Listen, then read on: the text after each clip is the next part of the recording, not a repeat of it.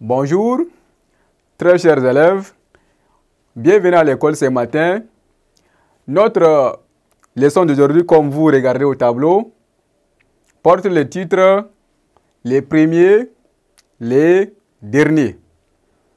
Alors, ceci étant, à l'issue de la leçon, vous devez être capable de situer les premiers ou les derniers éléments dans un groupe donné. C'est-à-dire, si nous prenons un groupe d'élèves, par exemple, et que nous les classons, vous devez être capable également d'identifier les premiers ou les derniers. Alors, comme notre titre nous indique ici, chers élèves, nous avons en observation un groupe de 4 personnes ici. Alors, quand nous parlons des premiers, alors, c'est-à-dire de la première personne jusqu'à la dernière personne, c'est-à-dire, si nous prenons les premiers, par exemple ici, cette personne que vous voyez ici devant est la première personne. Alors, nous avons, sur les 4 personnes ici, nous avons 1, 2, 3, 4. Dans ce cas précis, quand nous parlons de la première personne, ou soit les premiers, il s'agit de la personne qui est devant.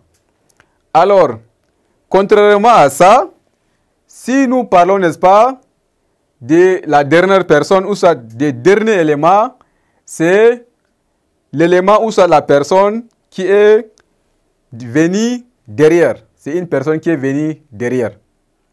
Imaginez, si par exemple, dans notre classe ici, vous êtes au nombre de 100 élèves.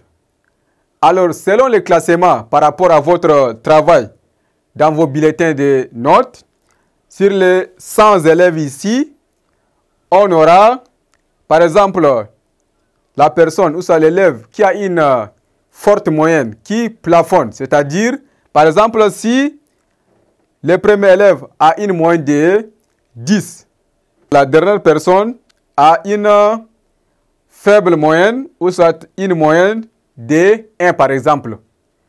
Donc, selon le classement, c'est l'élève qui a la moyenne de 10 qui est le premier.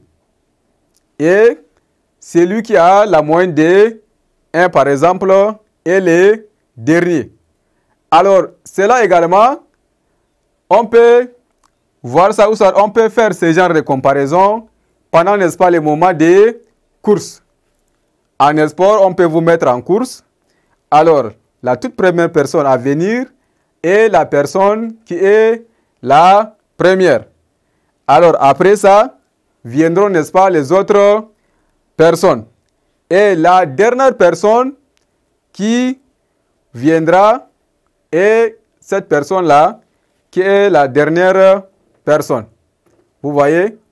Alors, en résumé, si nous regardons, n'est-ce pas, ces personnes que nous avons au tableau ici, ou si vous regardez ce tableau ici, qui contient, n'est-ce pas, une image composée de 4 personnes ici, nous avons d'abord la première personne qui est devant ici, et la 4e personne ici marque la dernière personne.